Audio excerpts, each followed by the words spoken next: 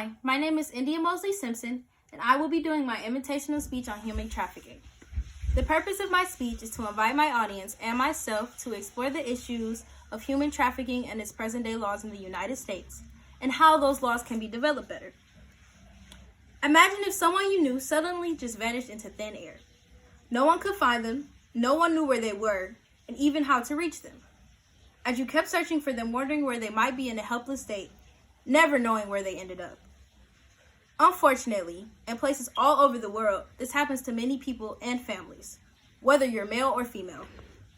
Often when people go missing and are never found, they are considered to have fallen victim to human trafficking. Human trafficking is an illegal business in which people are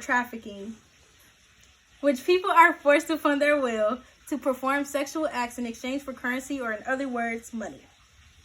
Human trafficking has been a reoccurring issue that only keeps getting worse around the world every day.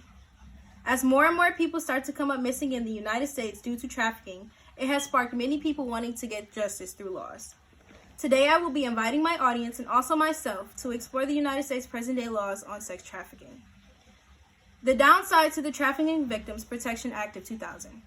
In 2000, the United States passed the Trafficking Victims Protection Act of 2000 in hopes of slowing down the rate of trafficking. With this act, it made trafficking in the U.S. illegal. In order to stay on top of the statistics and the number of trafficking, the United States updates the Protection Act every 2 years. However, this act only applies to federal cases, which means it can only be tried in federal court. The act doesn't always help with everything. According to the Human Trafficking Legal Center, 27% of federal trafficking cases stemming from human trafficking result in money being paid back to the victim. A lot of times this happens when victims don't have lawyers who are suited well for the job, or lawyers who are victim rights lawyers. Lack of services also affect the victim as well. With human trafficking comes lots of mental health issues. For example, therapy, rehabilitation, and recovery from the trauma that the victims went through. In my opinion, I think this is unfair for the victims.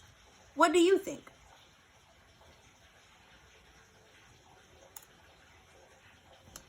One of the many downsides to human trafficking is it's so hard to distinguish it from prostitution. This is the case because in prostitution, the person is willingly selling their body in exchange for money. But with human trafficking, a person is forced to sell their body against their own will.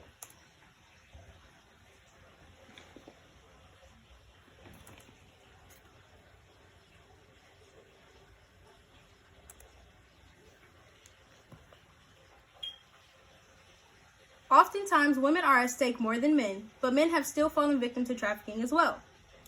2/3 of all trafficking victims are female. Another way to distinguish the two is by taking everything into account. Grego Law, Michigan's leading team of attorneys for sexual abuse victims, found that in cases with human trafficking, there is always a third party involved, whether it be a pimp or a boyfriend. In cases with prostitution, there is no third party involved because they're willingly doing it themselves. Why do you think people mistaken prostitution and human trafficking as the same thing? Human traffickers often look for victims who are vulnerable, especially children.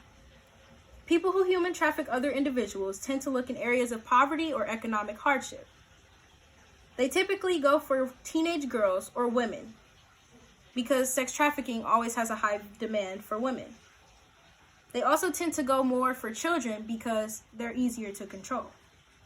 Another way that human traffickers get victims is by demanding cheap labor. The Borgens Project website says that employees are often initially promised a steady salary with a good workspace, only to find out later that that is not the case. So when they are approached by a person promising them that, they happen to fall victim to the trap. Do you think most of the victims of human trafficking fall victim to it because of their surroundings more, or their vulnerability?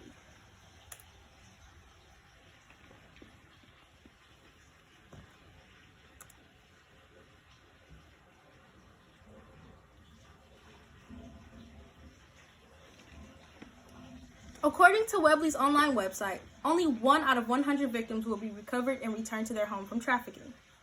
This is a very low number considering how many children go missing.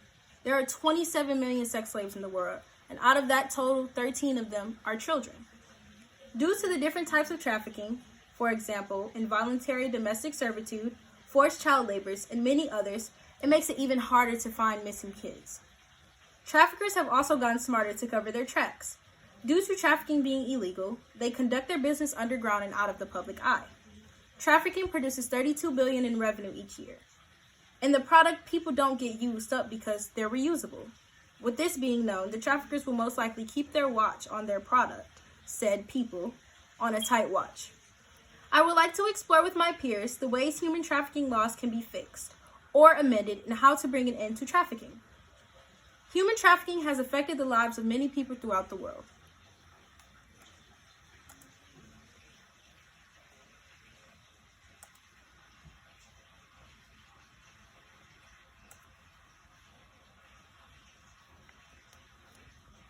It made so many people feel helpless while searching for their loved ones who's gone missing. But it doesn't have to be like that at all. There are many ways everyday people can get access to help decrease human trafficking from happening around them. We can help with human trafficking by raising more awareness on it, donating to charities that help abolish it, educate ourselves on the tactics used by human traffickers to prevent it from happening, and volunteering and supporting anti-trafficking efforts in our own communities. Ultimately, human trafficking isn't a problem that's going to go away on its own. We as citizens of the United States and of this world need to recognize the signs earlier so that trafficking can never take place again. The end.